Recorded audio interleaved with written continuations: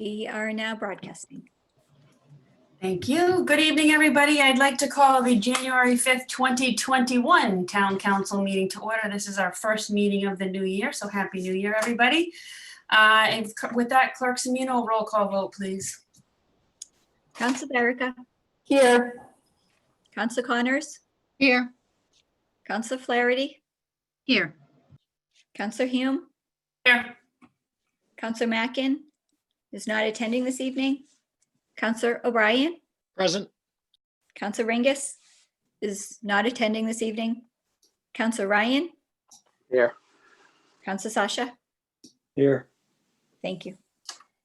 Thank you, Clerk Semino. With that, I want to, we're going to start with a moment of silence. So on December 25th, sadly, Russell F. Dupuy Sr. passed away. He served the United States Navy during World War II. He was also a life member and chaplain of the Braintree DAV Chapter 29.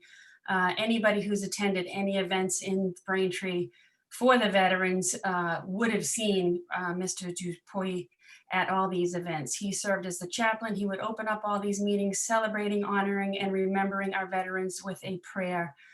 So we will miss him, and tonight we honor and remember him and thank him for his service. And with that, I'd like to ask for a moment of silence for Russell F. Dupuy Sr.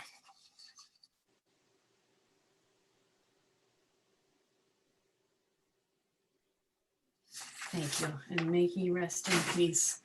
And another, as many of you know, on December 18th, Nelson Chin passed away, which he truly was a light in this community. On December 18th, that light went out and will never shine again here, because he was the brightest person that this town has ever seen, and nobody will ever be able to replace him. He was a loving husband to Sue, a devoted father to Andrew, Amanda, and Adam. He was the best friend to myself and anyone else who was lucky enough to call him a friend. And he was the unofficial mayor of Braintree. I used to always joke with him anywhere we went, because no matter where you went, whatever the group was, whatever the age group was, everybody knew Nelson and everybody loved him, regardless of their age. He was always there when everyone needed anybody. He would help anybody, no matter what it was. Nelson always said yes. I never, ever heard him utter the words, no, he couldn't help somebody. He was always there. He had the best laugh I've ever heard. And if you ever heard his laugh, you know exactly what I'm talking about. He was young at heart, not to mention his youthful appearance, which I always used to kid him about. And he was by far the best hugger in Braintree. And again, if you ever received a hug from Nelson, you know exactly what I'm talking about, because there's nobody who would give you a hug like Nelson. And even there's many people who do not hug and did not like hugs and would welcome and absolutely loved the hugs from Nelson. So last week,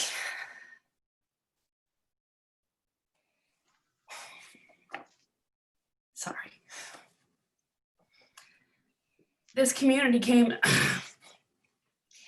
together to pay their respects for him. The streets were lined and there were blue ribbons placed all over town to remember Nelson.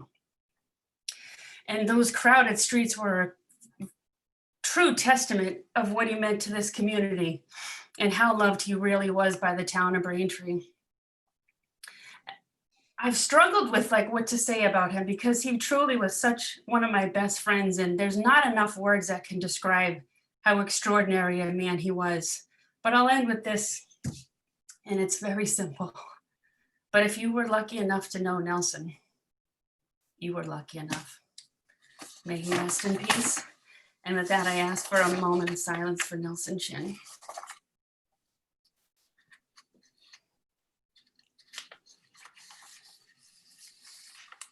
Thank you.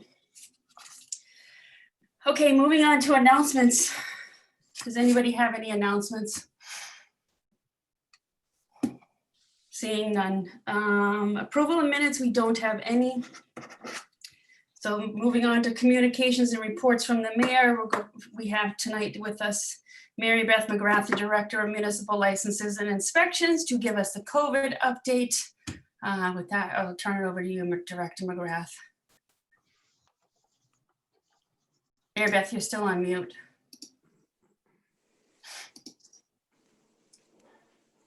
Thank you, Council President Hume and council members for allowing me to appear before you this evening. I appreciate the comments that were made from the council president regarding individuals of the community.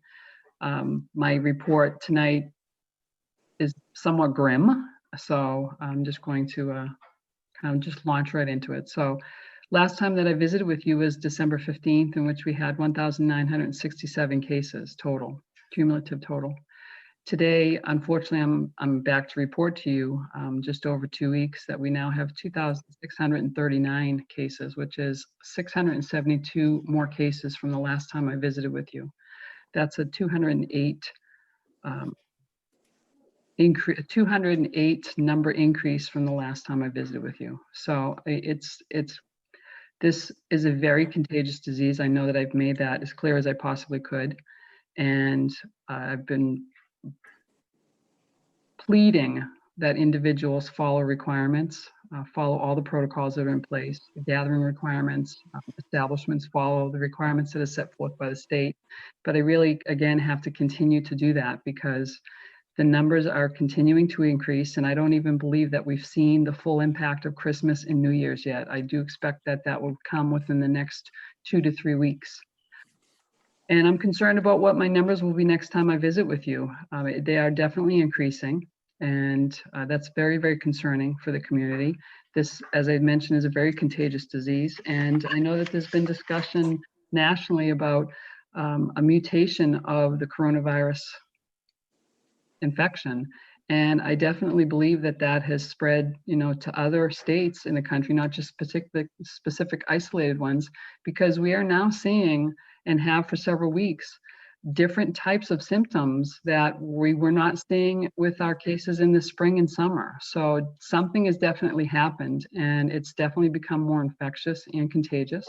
And that is very concerning. We have households that have multiple members, so it's spreading through households. There's really no area of any portion of the town of Braintree that isn't impacted by this. So again, I urge and plead individuals to follow the requirements and take all precautions that you can to try and prevent the spread of coronavirus. Masks are very important, social distancing. Again, any measures that you can take to protect yourself and those that are close with you. I do also want to talk about the vaccination program, because I know that that's something that is of great interest to many people.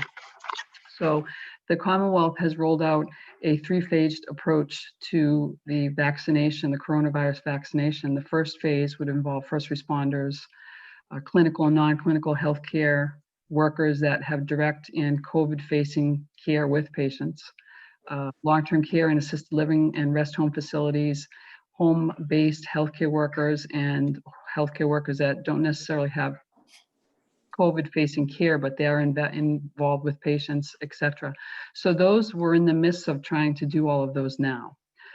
Yesterday, the governor announced that, and it's now published on the mass.gov website, that the Commonwealth of Mass has established vaccine distribution first responder vaccination sites.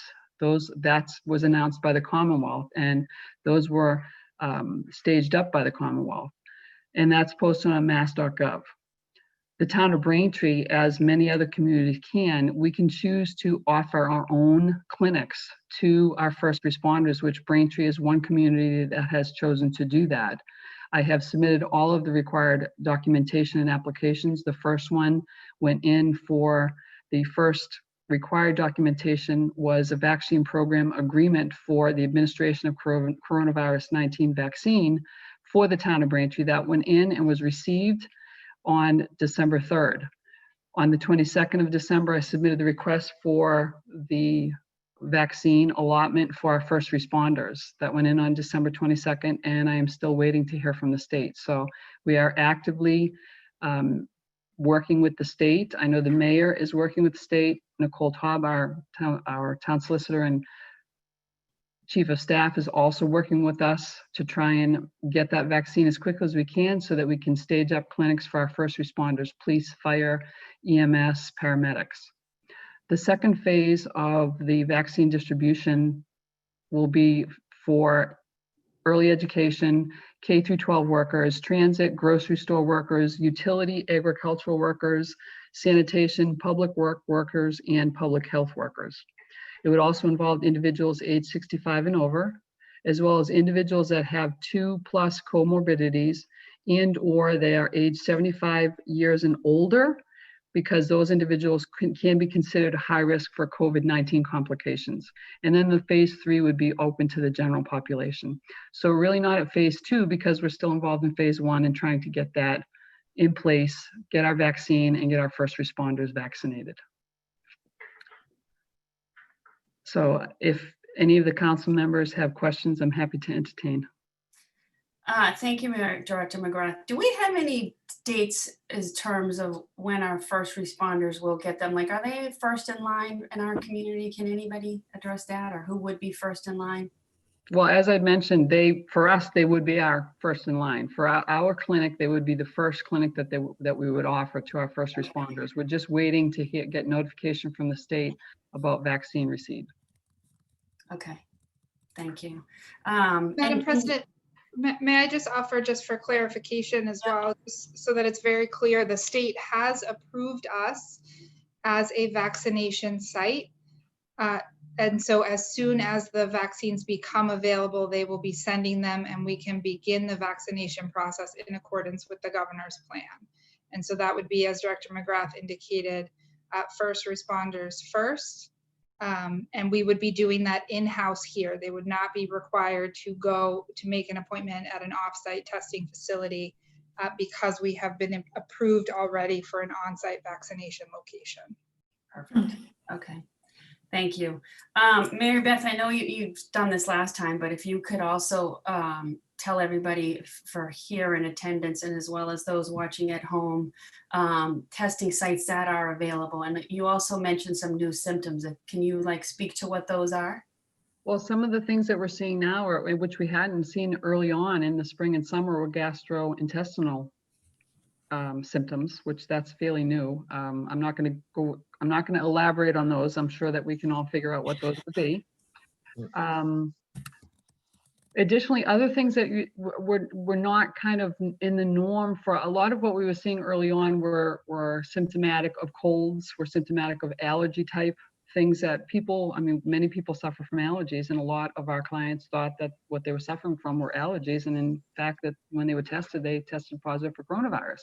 So we're seeing a lot of that just mutating into different things. People, one described last week that they had a burning sensation in the nose. That was a first for us.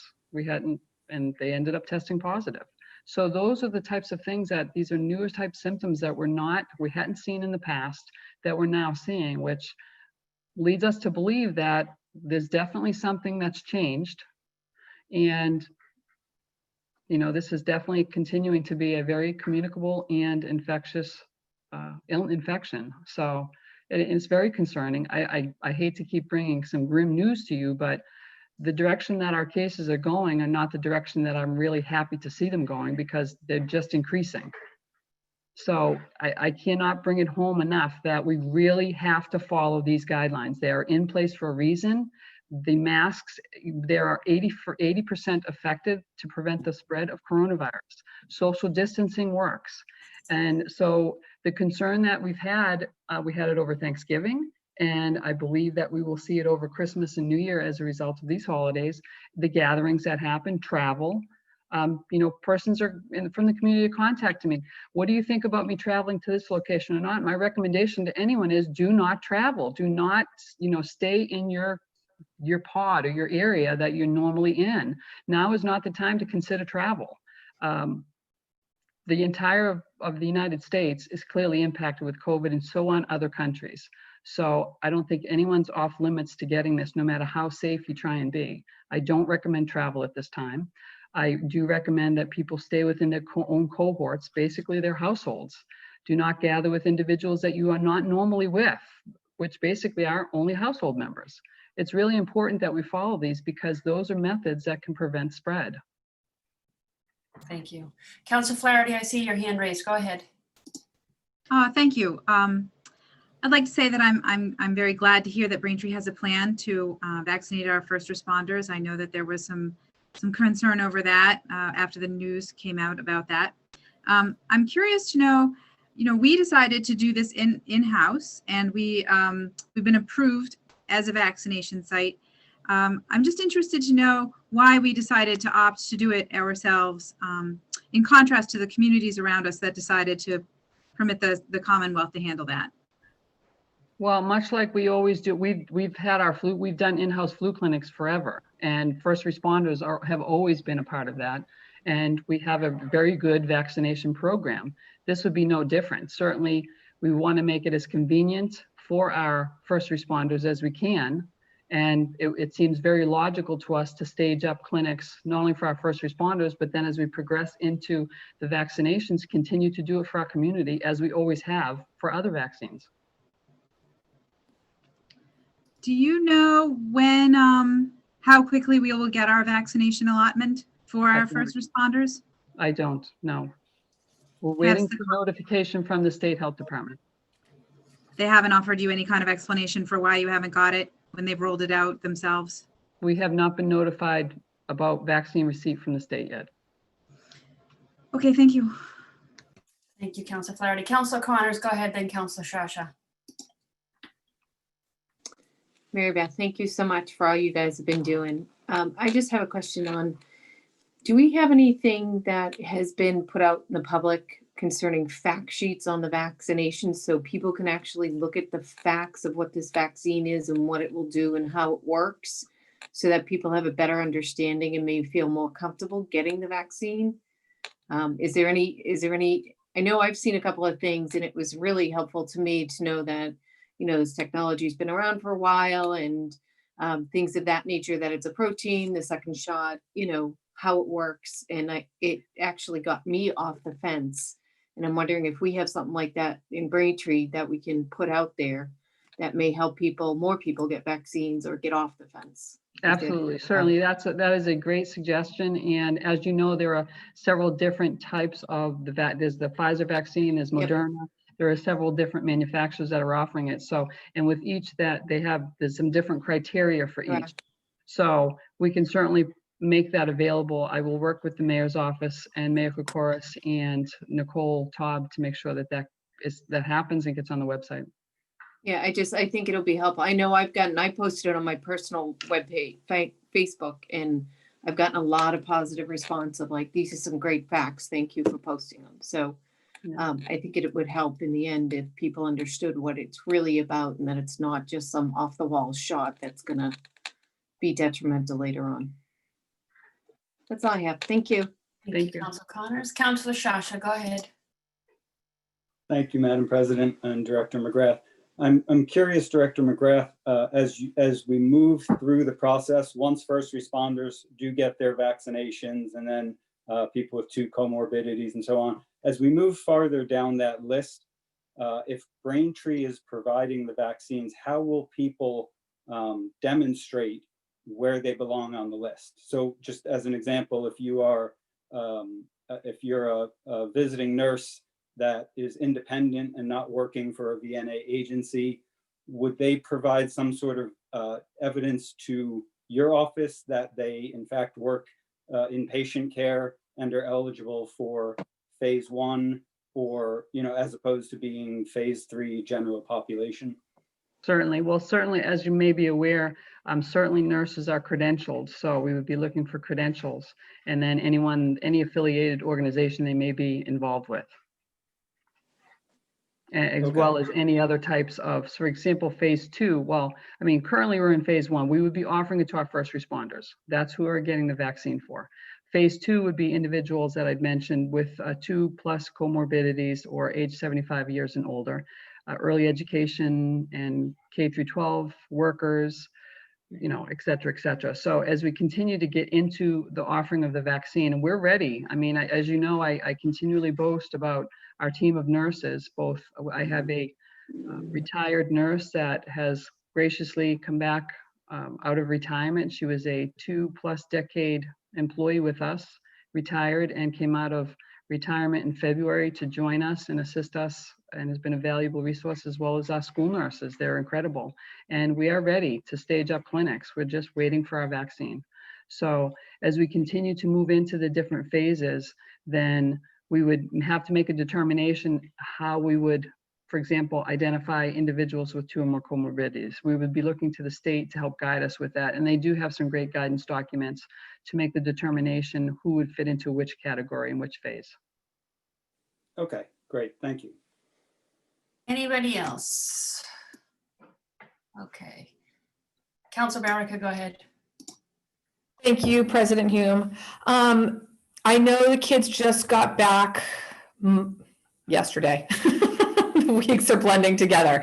And when we spoke to you, I believe at our meeting on the 15th, Director McGrath, you had said that you are not, or hadn't been seeing transmissions in the schools, but like you said, with gatherings, does that still hold true? That present is still, it's in the community. We haven't been able to link any specific transmissions in the schools. Okay, thank you. Yeah. Madam President, Yeah, of course, go ahead. I just want to address the previous speaker. In addition to that, our goal was, as of yesterday, to bring the cohorts together. Made a tour of a couple of schools with Superintendent Hackett, and we came to the conclusion, as did the school committee at this point, to continue with the cohorts during this surge that we're seeing. And the reason for that is we have seen the cases proven that we don't have the transmission because of the 6-foot distancing. So we're maintaining that. We've got some other ideas that we're going to talk about and tune in to the next school committee meeting, because we should have some new information. But the 3-foot distancing will not be happening at this point. And when we get back to the school committee meeting, we'll be discussing how we go forward from here and what changes we make. But I thank all of the nurses in the school department, Gina Sally and Mary Beth, for their assistance. And over the break, it was a good opportunity to kind of reflect and really look at where the numbers were, where they're going, and really take the safest approach to educate our kids in the safest environment. So we'll continue to monitor that data. It's being done in the school system. Jean has definitely done a great job at giving us the data and how there is really no transmission, little to none, amongst the population of the students and staff. So we'll keep you up to date on that as well. Thank you, Mayor Kokoros. Anybody have any further questions or comments? All right, Mary Beth, can you, Director McGrath, sorry, my apologies, just give some testing sites, because I think that is one of the biggest problems. And I know yourself, myself, Mayor Kokoros met in on testing sites, so. Right. So I do want to say this, and Mayor, of course, maybe, hopefully he appreciates me saying this. He's been diligently working to try and get a testing site established here in Braintree. And that unfortunately has not been able to occur to this point, and I don't know that it will, but I can assure you, having worked closely with him on this and Nicole Taub and Councillor Hume, that he has been trying to do that. So that being said, some sites that are convenient to Braintree, first of all, clients can certainly connect with their PCPs, which I encourage anyone to do that, to see if there's availability there. But we also do have pharmacies, minute clinics that are helpful in the community as well. But there are 2 Stop the Spread sites, one in Randolph. It's at 128 Pleasant Street. It is on the property where the Cataldo ambulance is located, and the Randolph Intergenerational Community Center. That is a Stop the Spread site. They do offer testing Monday through Friday from 2 p.m. to 6 p.m. On Saturdays from 9 a.m. until 1 p.m. Those are very busy sites, so I encourage individuals to get there early. It is a drive-through site. You don't get out of your vehicle. It is free. All you need to be is a Massachusetts resident. The other location that does the same thing is the Massasoit Community College, which is at 1 Massasoit Boulevard in Brockton. They offer testing Monday, Wednesday, Friday from 7 a.m. until 11 a.m. Tuesday, Thursday, Saturday, 2 p.m. until 7 p.m. Again, very busy sites. I encourage individuals to get there early. Same process though, you stay in your vehicle and just proceed through the line to get to the testing location. It's very pain-free and it's very quick once you get through the line. And results, the nice thing about results we're seeing for both locations is the turnaround of PCR tests, which is the gold standard of coronavirus testing, is 24 to 30 hours, which is really good. Great, thank you, Director McGrath. Anybody else? Okay, thank you as always for being here with us, Director McGrath, and giving us the update. Sorry you don't have better news for us, but I think it's important that you're here and people at home listen to this and heed the warnings, because we were all warned of this. You spoke to us at our last meeting weeks before Christmas, and you put out a warning. And here we are weeks later with over 600 cases in 2 weeks in Braintree alone. So I hope people do listen and take the precautions, wear the mask, socially distance, do all that. And that we get through this in 2021 sooner rather than later. So thank you to you and all your staff and the school department and everybody working collaboratively, and Mayor Kokoros for being so diligent with this and, you know, doing all that you can to get a testing site and the vaccine. And it's definitely tone at the top is well done here. So I thank you for your leadership on all this, Mayor Kokoros, and all of your departments. I know this is a collaborative effort and it's a big one and requires all hands on deck. So I am grateful, and I know as many residents and councilors are as well. So we appreciate all the work that has been done. Okay, we have one more communication, but we are going to take that out of order and we were moving to old business. Item 20071, the town clerk polling locations or take up any action relative thereto. We tabled that. We will be taking that up at our next meeting, hopefully. Next item 20081, the mayor appointment of Thomas Kent to the planning board or take up any action relative thereto. Ways and Means met earlier this evening. We do have Mr. Kent here with us in attendance tonight. So I will refer to Councilor Baraka, who is the chairwoman of Ways and Means, for your recommendation to the full council.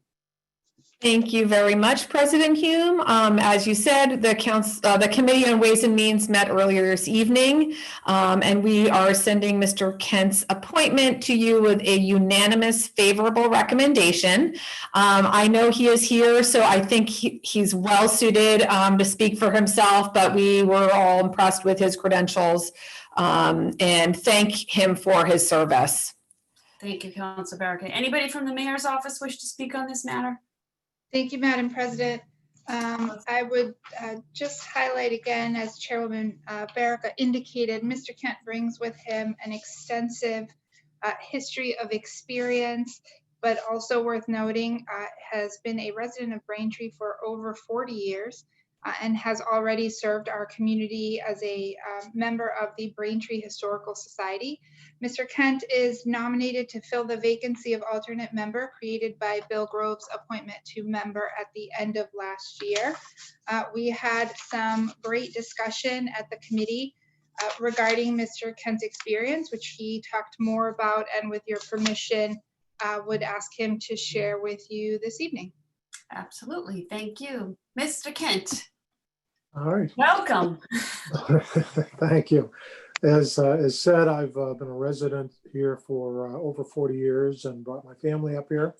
I grew up in a different town, but I'm retired from my full-time career at PricewaterhouseCoopers and looking for a new challenge. And from everything I can hear and determine, this will be that challenge. So I'm looking forward to it.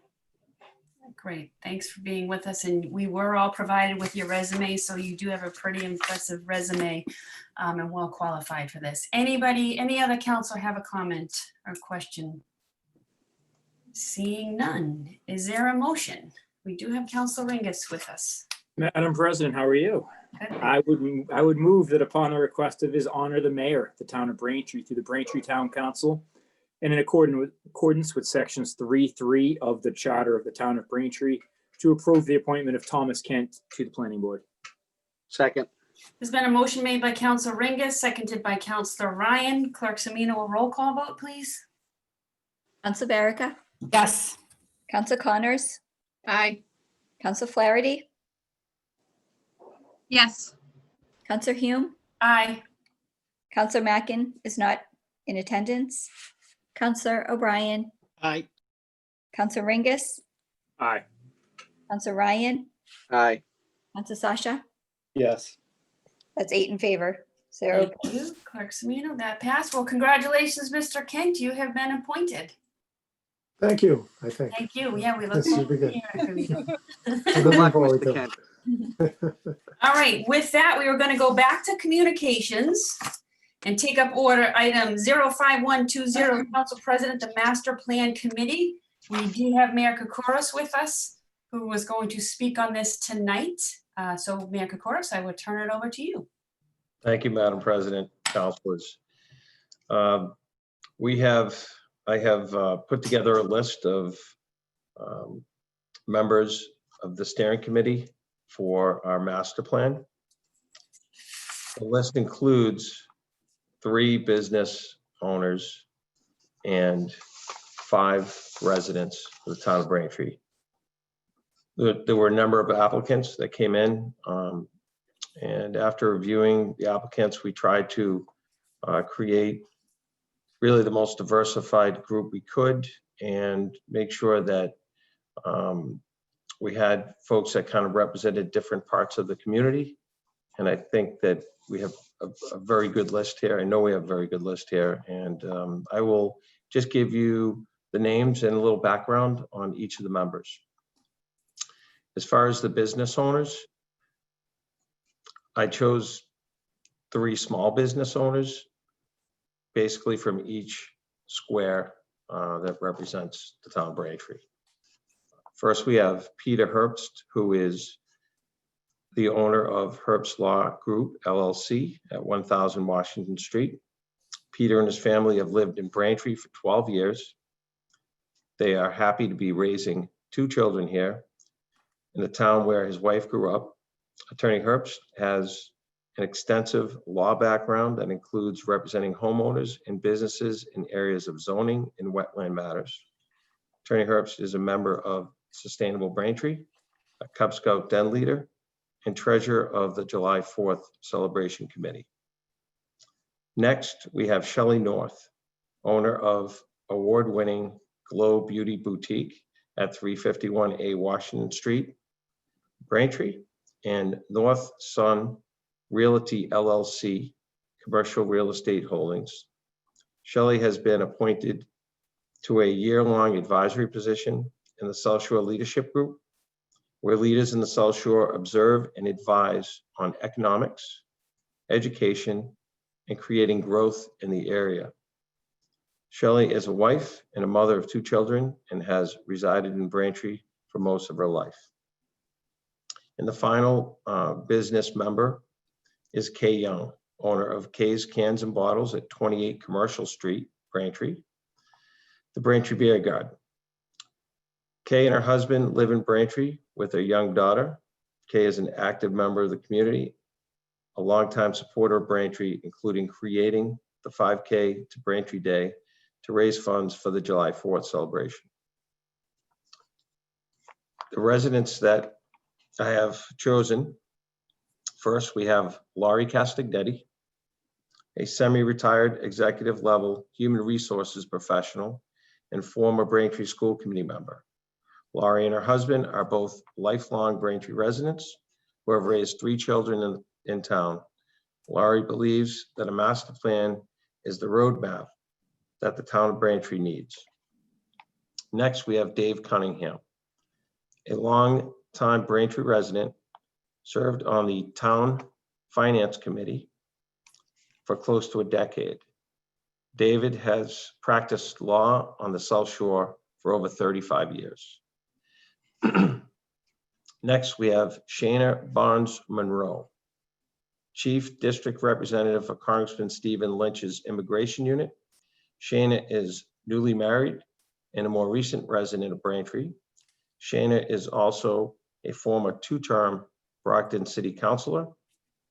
and will bring her experience with strategic planning, community building, and sustainable economic development to the committee. Liz Page, Vice President of the North Braintree Civic Association and an active member for the past 20 years. Liz is a lifelong resident of Braintree and considers herself fortunate to have been able to raise her own family in Braintree. As a member of the NBCA, Liz has maintained a working relationship with the South Shore Plaza while protecting and preserving the North Braintree community. And finally, we have Raina Rubin, an urban planner with a focus on land use and real estate planning and development. Raina has lived in Braintree for 6 years. Raina has served on the Dedham Conservation Committee and Dedham Master Plan Committee and is currently a member of the Board of Trust at her condo complex.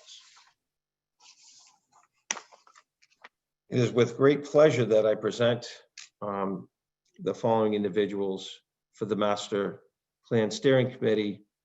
I think that because of COVID, we had some delays. Unfortunately, we are probably about 6 or 8 months behind on presenting this committee, but I'm glad that we are able to do so in the great year of 2021, because that's what it's going to be, let's hope. And I think that qualifications and the different aspects that each one of these members brings will really bring together a wonderful voice of the people so that we can once and for all put together a master plan and a direction that we can execute over the next several years and long into the future. And I thank you, Madam President, for the opportunity to read that list. Thank you, Mayor Kokoros. And adding to the Master Plan Steering Committee, the mayor has added a seat for a counselor.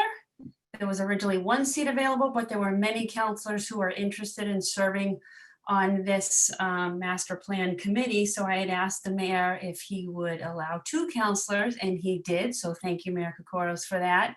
And I am happy to announce tonight that Councillor Flaherty and Councillor Sciascia will be serving on this committee, representing not only all of us councillors, but all the residents of Braintree. And I am confident that they will advocate on behalf of all residents, every district in this community, not just their own. I trust in them and know they will do a great job, and confident in the work they were doing. So again, thank you, Mayor Kokoros and Councillor Flaherty and Councillor Sciascia. Congratulations and good luck, and we look forward to hearing from you for updates once the committee gets moving and meeting. So congratulations to all, and thank you to everybody who has stepped up. And it's not easy to volunteer, and everybody is busy. So to all the residents, business members that did reach out to the mayor, I thank you and appreciate everybody coming together, because this is an important committee and will change the direction of this community in the future, and hopefully for the better. And with it is a well-diverse committee that you put together, Mayor Kokoros, so I commend you for that as well. So thank you so much. We look forward to hearing from you in the future on this as well. Anybody else want to speak on this? Councilor Ryan, go ahead. Thank you, Madam Chairman. I want to thank Mayor Kokoros for all the work he's done on this issue, and I know it's an important, very near and dear to our hearts and everyone in Braintree, to make sure we move Braintree forward in the right manner. So I want to congratulate the mayor for putting together such as the president said, a diverse committee. And I also want to thank everybody for stepping forward to serve the town of Braintree. And we're very lucky, and it's one of the best things about the town of Braintree, all the people that volunteer and give their time. And I wish this committee the best. There's some folks on here that I've known for a while, Liz Page and Laura Castagnetti. I know they're great people, and they're going to do a great job on this committee. And there's some people I'm really not familiar with, and I wish them the best. And I think the mayor has put together a pretty good group of people here that hopefully they're going to do a great job. So thank you, Mayor Kokoris. Thank you. Anybody else? Okay. So we are now moving on to new business, which there is none. And now moving to referrals to the Department of Public Works. Counselor Ringus. Thank you, Madam President. I would refer 21001 National Grid petition, Pearl Street continuation of order 17042, or take up any action relative thereto to the Committee on the Department of Public Works. Second, There's been a motion made by Counselor Ringus, seconded by Counselor Ryan. Clerk Semino, a roll call vote, please. Counselor Berica, Yes. Counselor Connors, Aye. Counselor Flaherty, Yes. Counselor Hume. Counselor Mackin is not in attendance. Counselor O'Brien, Aye. Counselor Ringus, Aye. Counselor Ryan, aye. Counselor Sasha. Yes. It's 8 in favor. That is unanimous. Thank you. Okay, our next meeting will be Tuesday, January 19th at 7:30. I want to just thank Fred Hansen, who was with us tonight from the Ledger, and Bill Needham with BCAM, who's televising this, and Sue Semino, the clerk of the council, who is now handling televising our town council meetings and putting them out there. So for anybody who is not in attendance tonight can view these at a later date at their leisure. So Clerk Semino, thank you for not only that, but for all the work you did. And I just want to publicly thank Sue.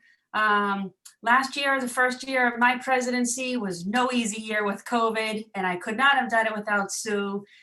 She was full-time in the town council's office as our clerk. So couldn't have gotten through last year without you. I just want to publicly say that to you, Sue. I appreciate all you do, all the hard work. Sue's another person, no matter what you ask of her, she's always there to do it. On vacation, she's answering calls and emails. Even when I say, don't answer your phone, Sue, she still does. So I appreciate that. Thank you so much, Sue. And with that, is there a motion to adjourn? So moved, Madam President. Second, There's been a motion made by Council Ringus, seconded by Council Ryan. Clerk Semino, roll call vote, please. Counselor Berica, Yes. Counselor Connors, Aye. Counselor Flaherty, Yes. Counselor Hume, Aye. Counselor Mackin is not in attendance. Counselor O'Brien, Aye. Counselor Ringus, Aye. Counselor Ryan, aye. Counselor Sasha. Yes. All in favor to adjourn. Good night, everybody. We are adjourned. Good night, everybody. Thank you. Night.